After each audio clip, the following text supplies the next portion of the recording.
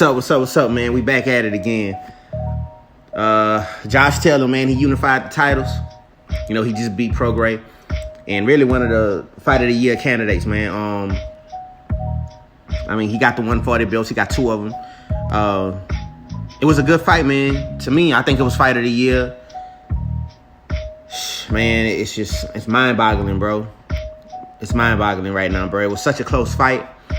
It was one of those fights, man, that really can go down in history if you look at it with an unbiased eye. Prograis did everything he could do. Josh Taylor was just like a better boxer, man. But Regis kept the pressure on him, kept the pressure going. I think around the 3rd, 4th round, maybe even the 5th round, Regis started developing some problems with his nose, man. I think his nose was broke. And Josh Taylor was zeroing in on it, man. By the time it got to like the 6th and 7th round, it was more of a boxing match because, you know, Regis started kind of pulling at his face, pulling at his nose a little bit, you know, blowing the blood out. He was kind of distracted in those rounds. So I think that's what really gave Josh Taylor the edge, you know, because he kind of pulled back a little bit. He kind of got on the back foot, talking about Regis. And Josh Taylor just started coming forward, putting a lot more pressure on him, leaning on him, and just made it an all-out ugly fight. And I thought Regis was going to make it an ugly fight because Josh Taylor was naturally just a better boxer. He had the length, he had the size, he had everything. But he proved, man, he know how to snap the jab when it was time to snap the jab, to keep Regis off of him. He fought good in the inside. I think Regis did a better job going to the body. I think overall it was a good night of boxing. It was a good fight.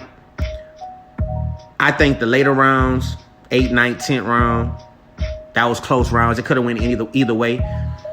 But I really believe that Regis, at the end of the fight, 11 and 12 rounds, man, the championship rounds, he stepped up. He did what he was supposed to do. And one of the judges had it 114. Okay, it was a close fight. I give him that. 115, 113, respectable. Give him that. But 117, 112, that's ridiculous, man. Nobody in this fight, nobody that was watching this fight could say that this was a 117, 112 fight. Either way, Regis did enough. He did a good job, but he didn't have a 117, 112 performance. Taylor, same difference. He didn't have a 117, 112 performance. It was an up and down fight. It could have went either way. I was expecting it to be a draw because it was so up and down. First few rounds, you know, it was close rounds.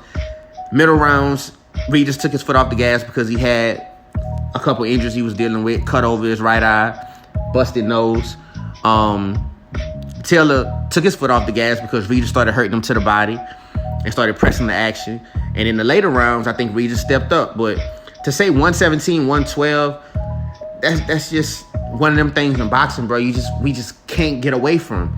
A score like that kind of ruins the experience of the whole event, man. It's like you watching the fight from a fan perspective, and you seeing it being even. You seeing one guy hitting another guy, and another guy coming back and hitting him. That's how this whole fight was. You know, it was Regis was hitting with a right hook, Taylor was hitting with a left to the body. You know what I mean? It was one of those back and forth fights. So 117, 112 for me is a sour point. But overall, I want to see him run it back.